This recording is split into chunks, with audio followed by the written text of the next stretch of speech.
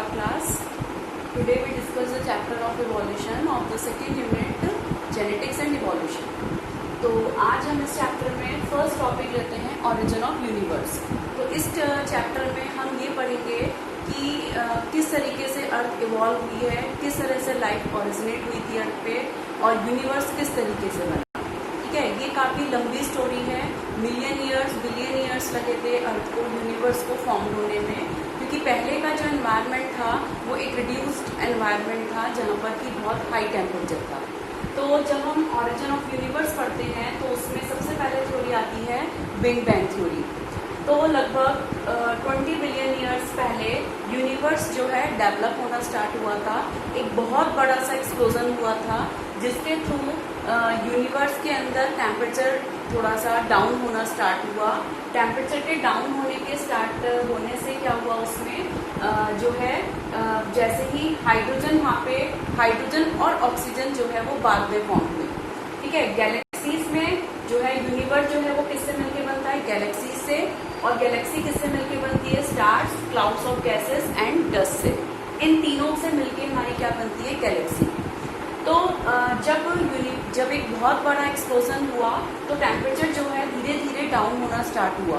Temperature के down होने से जो हाइड्रोजन और ऑक्सीजन गैस है वो हमारी बाद में फॉर्म हुई, लेकिन गैलेक्सीज के अंदर गैसेस का कंडेंसेशन स्टार्ट होता रहा। किसके अंडर में, ग्रेविटेशन के। ग्रेविटेशन के अंडर में गैसेस जो है आपस में कंडेंस्ड होना स्टार्ट होती चली गई, जिससे कि जो है गैलेक्सी फॉर्म हुई।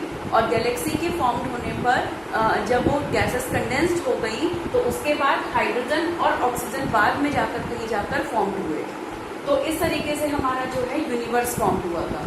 उसी तरीके से फिर अर्थ जो है, अर्थ का ओरिजिन कैसे हुआ, जब यूनिवर्स बना तो यूनिवर्स में प्लैनेट्स बने, प्लैनेट्स में अर्थ कैसे फॉर्म हुई और अर्थ पे लाइफ कैसे फॉर्म हुई। तो सबसे पहले हम देखेंगे कि अर्थ कैसे फॉर्म हुई।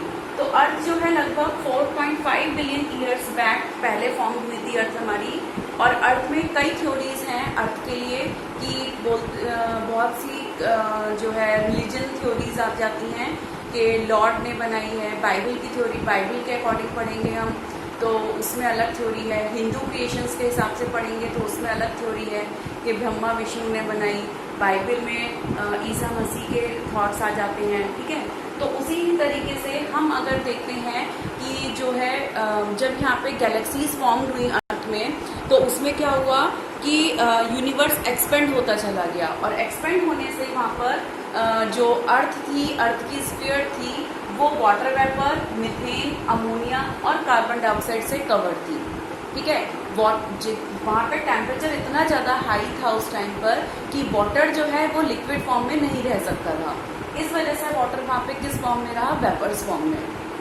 फिर वहाँ पे क्योंकि पहले जो है ओजोन लेयर का फॉर्मेशन नहीं था इतना ज़्यादा कि जो ओजोन लेयर यूवी रेस को प्रिवेंट करती अर्थ पे आने से, रोकने से, लेकिन वहाँ पे यूवी रेस प्रेजेंट थी। तो यूवी रेस के प्रेजेंट होने से जो भी वहाँ पे वाटर फॉर्म्ड होता था, वाटर वेपर फॉर्म्ड होती थी, वो उसको स्प्लिट कर देता था हाइड्रोजन और ऑक्सीजन में। ठीक है, तो जब यूवी रेस हाइड्रोजन और ऑक्सीजन को क्या कर देती थी, स्प्लिट कर देती थी, तो इसमें जो हाइड्रोजन था, हाइड्रोजन जो था वो एस्केप हो जाता था।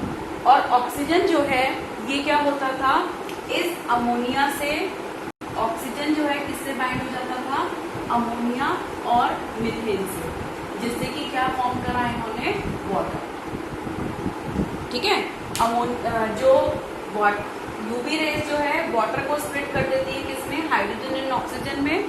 जब हाइड्रोजन एस्केप हो गया और ऑक्सीजन जो बचा, ऑक्सीजन ने किससे बाइंड कर लिया, अमोनिया और मीथेन से, जिससे कि क्या फॉर्म होना स्टार्ट हुआ, वहाँ पे वाटर। फिर वहाँ पे थोड़ा सा जैसे जैसे प्रेशर क्रिएट हुआ, टेम्परेचर थोड़ा सा डाउन हुआ, तो वाटर जो है रेन फॉर्म में आना स्टार्ट हो गई। और रेन के आने पर जब रेन आना स्टार्ट हुई तो जो अर्थ पे डिप्रेशंस बने हुए थे, गड्ढे थे जैसे लाइक, तो उन डिप्रेशंस में वाटर जो है वहाँ पे स्टोर होना स्टार्ट होता चला गया, जिससे कि एक्वेटिक बॉडीज का फॉर्मेशन होना वहाँ पर क्या हुआ, स्टार्ट। ऑरिजिन ऑफ अर्थ में जो हमने बोला कि यूवी रेस ने वाटर को स्प्लिट करा, जिससे वाटर के स्प्लिट होने से उसमें ऑक्सीजन और हाइड्रोजन बने। हाइड्रोजन एस्केप कर जाता है और ऑक्सीजन मीथेन और अमोनिया के साथ बाइंड होकर वाटर को फॉर्म करती है। फिर धीरे धीरे जब टेम्परेचर डाउन होना स्टार्ट हुआ तो वहाँ पे ओजोन लेयर का फॉर्मेशन हुआ। तो ओजोन लेयर के फॉर्मेशन से यूवी रेस जो है अर्थ पे आने से प्रिवेंट होना स्टार्ट हो गई, जिससे कि जो वाटर वहाँ पे फॉर्म होना स्टार्ट हुआ, वाटर टेम्परेचर के कम होने से रेन फॉर्म में नीचे आना स्टार्ट हो गया ग्रेविटेशन की वजह से, जिससे कि क्या हुआ वहाँ पर कि जब ओजोन लेयर का फॉर्मेशन हो गया तो यूवी रेस अर्थ पे आने से बच गई। तो यूवी रेस के ना आने से वाटर जो है फिर क्या हुआ, स्प्लिट होना रुक गया, उसका स्प्लिट होना रुक गया, जिसकी वजह से रेन वहाँ पे आनी स्टार्ट हो गई। रेन के आने से वहाँ पे जो भी डिप्रेशंस थे वो फिल होने स्टार्ट हो गए, जिससे कि क्या हुआ वहाँ पे एक्वेटिक बॉडीज का फॉर्मेशन होना स्टार्ट हो गया। तो इस तरीके से हमारी अर्थ का ओरिजिनेशन हुआ। फिर अर्थ के बाद यहाँ पे लाइफ कैसे फॉर्म हुई, सबसे इम्पोर्टेंट क्वेश्चंस कि अर्थ तो फॉर्म हो गई, यूनिवर्स फॉर्म हो गया, लेकिन यहाँ पे लाइफ कैसे फॉर्म हुई। तो लाइफ के फॉर्मेशन में लगभग जो है अर्थ के फॉर्मेशन के लगभग 500 मिलियन ईयर्स पहले जो है अर्थ के फॉर्मेशन के बाद लाइफ का फॉर्मेशन स्टार्ट हुआ 500 मिलियन ईयर्स बाद। तो हम ओरिजिन ऑफ लाइफ जो है हम एक एस्टिमेट कर सकते हैं कि जब अर्थ फॉर्म हुई थी तो अर्थ के फॉर्मेशन के लगभग 500 मिलियन ईयर्स बाद लाइफ जो है अर्थ पे अपीयर होना स्टार्ट हुई। उससे रिलेटेड कई सारी थ्योरीज हैं। सबसे पहले हम थ्योरी एक नाम लेते हैं स्पेशल क्रिएशन।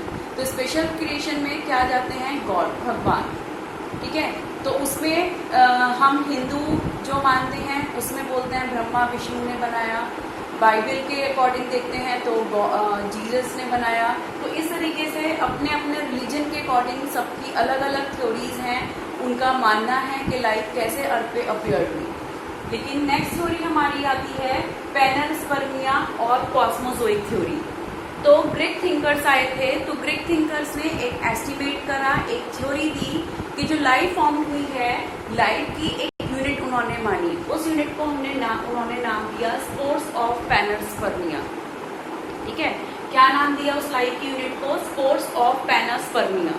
तो जो ये यूनिट बताई उन्होंने पैनस्पर्मिया, उसके अकॉर्डिंग उन्होंने बोला कि इस थ्योरी में कि जो ये स्पोर्स हैं वो स्पोर्स क्या हुए, वो आउटर स्पेस से आए थे और वहाँ पे उन्होंने लिविंग फॉर्म्स को धीरे धीरे क्या करना शुरू करा, डेवलप करना स्टार्ट कर दिया, जिससे कि लाइफ हमारी यानी कि उनके अकॉर्डिंग क्या था, ग्रीक थिंकर्स के अकॉर्डिंग कि जो लाइफ हमारी स्टार्ट हुई है वो किससे स्टार्ट हुई है, स्पोर्स ऑफ पैनस्पर्मिया से। फिर उसके बाद next theory I theory of spontaneous generation, यानी कि एक अचानक से जो लाइफ स्टार्ट हुई। तो according to spontaneous generation life originated from the decaying and rotting material like the straw, mud, है ना। इस तरीके से जो डेड और डिकेइंग रॉटिंग मटेरियल होता है उससे हमारी लाइफ स्टार्ट हुई थी, स्ट्रॉ वगैरह से, मड वगैरह से। लेकिन लुईस पास्चर ने इस थ्योरी को डिस्कस कर दिया। उन्होंने बोला कि जो लाइफ स्टार्ट होती है वो लाइफ किससे स्टार्ट होती है, प्री एग्जिस्टिंग लाइफ।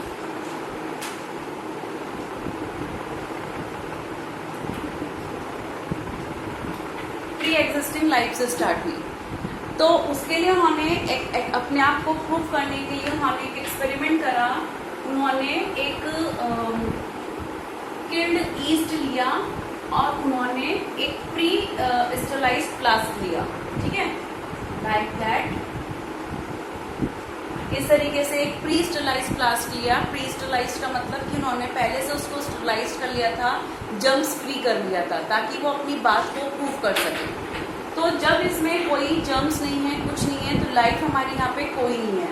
और इसमें उन्होंने क्या रखा, किल्ड ईस्ट रखा, ठीक है, किल्ड ईस्ट रखा। किल्ड हो गया तो उसमें लाइफ नहीं है, वो मर चुका है, खत्म है।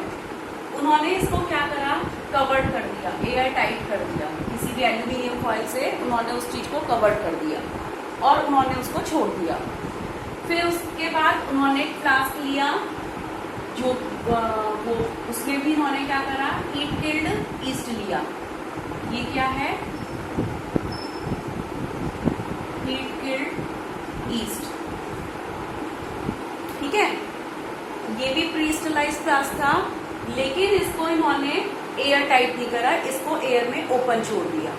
तो एयर में ओपन रखने के बाद जब उन्होंने कुछ टाइम बाद दोनों फ्लास्क में ऑब्जर्व करा तो क्या देखा कि जो उन्होंने फ्लास्क को कवर्ड करा था उस फ्लास्क में लाइफ ओरिजिनेट नहीं हुई।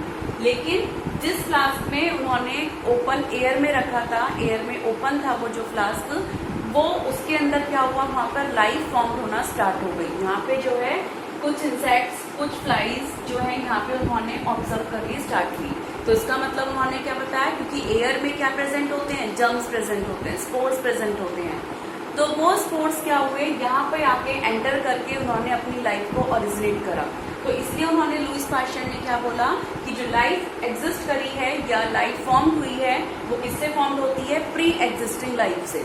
ठीक है, जैसे कि अगर कोई भी सीड डेवलप होता है तो सीड किससे बनेगा, पहले प्लांट से बनेगा, यंग वन प्रोड्यूस होते हैं तो पेरेंट्स उसको प्रोड्यूस करते हैं।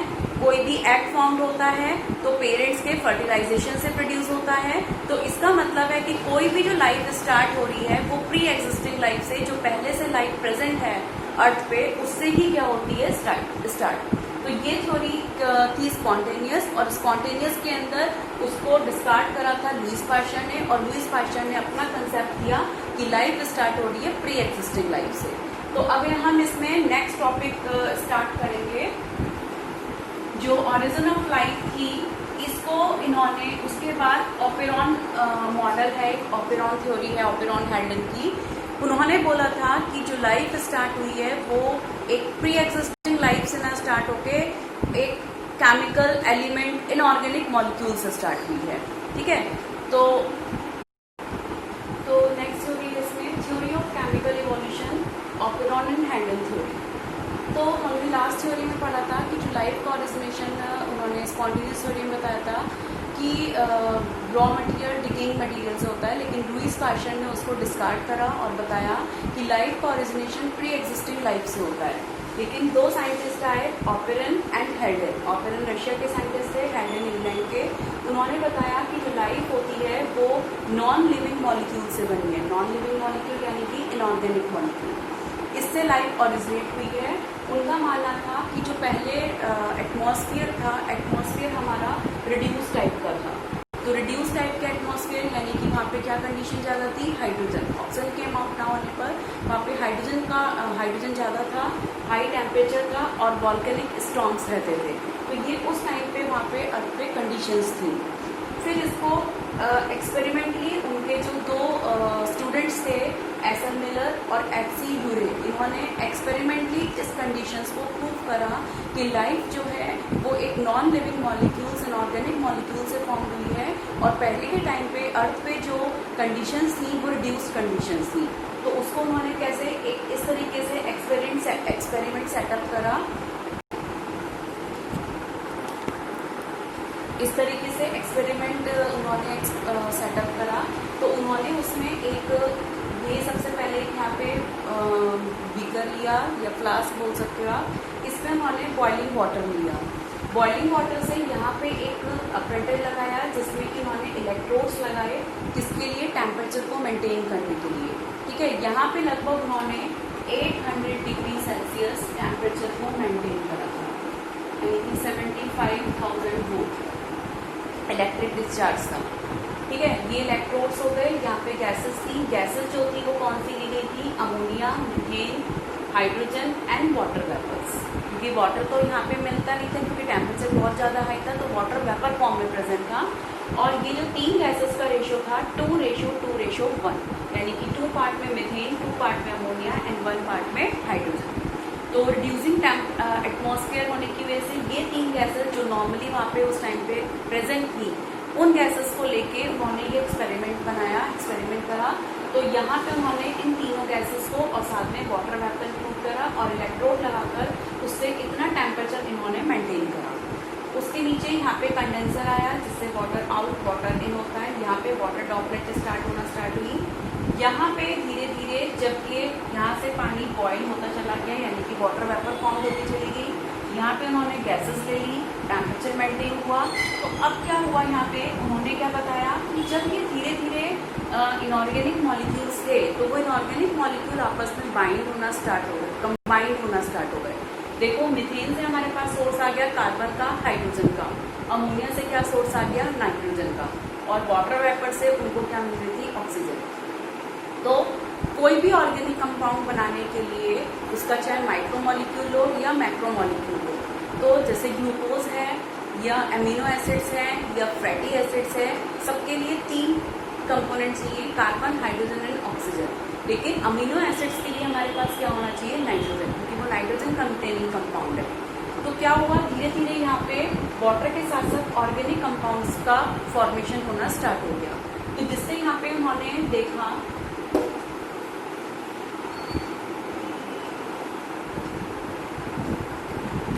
धीरे धीरे यहाँ पर अमीनो एसिड्स,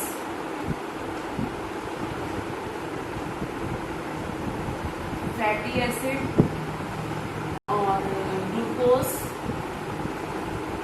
ठीक है, इस तरीके से फॉर्म होने स्टार्ट हुए, नाइट्रोजन बेसिस बनने स्टार्ट हो गए और जो है शुगर्स बननी स्टार्ट हो गई, ठीक है। अब ये रॉ मटेरियल था एक तरीके से, ये रॉ मटेरियल आपस में ये माइक्रो एलिमेंट्स थे, ये माइक्रो एलिमेंट्स आपस में स्टार्ट होते चले गए, जिससे कि पॉलीसेकेराइड्स बोल सकते हो या कार्बोहाइड्रेट्स,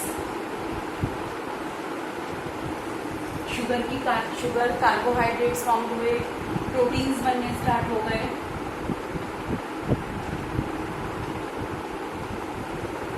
प्रोटीन्स हैं, फैट है, न्यूक्लिक एसिड्स हैं, ठीक है। न्यूक्लिक एसिड में क्या बना, पहले आरएनए बना, फिर डीएनए बना। तो इस तरीके से क्या हुआ, लाइफ का ओरिजिन स्टार्ट हुआ, क्योंकि जो कोई भी सेल होती है वो इन चीजों से ही मिलके बनती है, ठीक है। अगर आप एनिमल सेल देखोगे तो उसमें प्लाज्मा मेम्ब्रेन है, प्लाज्मा मेम्ब्रेन का कंपोजिशन क्या है, लिपिड और प्रोटीन्स। तो लिपिड किसके अंदर आ गया, फैट्स के अंदर। तो इस तरीके से उन्होंने क्या बताया, एसेलमेरे और एफसीयूरे ने, जो हैल्डेन और ऑपेरन ने थ्योरी दी थी कि जो लाइफ है वो एक नॉन लिविंग मॉलिक्यूल से स्टार्ट हुई है। तो उन्होंने एक्सपेरिमेंटली उसको प्रूव करा, और एक्सपेरिमेंटली प्रूव जो करा उन्होंने, वो क्या बताया कि इसके अंदर जो स्टार्ट है वो उन्होंने सेटअप करा, तीनों गैसेस को 2:1 के रेशो में लिया। उन्होंने इस अपरेटस को, इस सेटअप को लगभग 15 डेज और 7 डेज के लिए छोड़ दिया था, और उसके बाद उन्होंने यहाँ पर देखा कि यहाँ पे ऑर्गेनिक कंपाउंड बनने स्टार्ट हो गए, और उन ऑर्गेनिक कंपाउंड से फिर क्या हुआ, सेल का फॉर्मेशन स्टार्ट हुआ, ठीक है। तो यहाँ पे आपका एक टॉपिक खत्म हो जाता है, origin of universe, origin of earth and origin of life. तो नेक्स्ट टॉपिक नेक्स्ट वीडियो में। Okay, bye.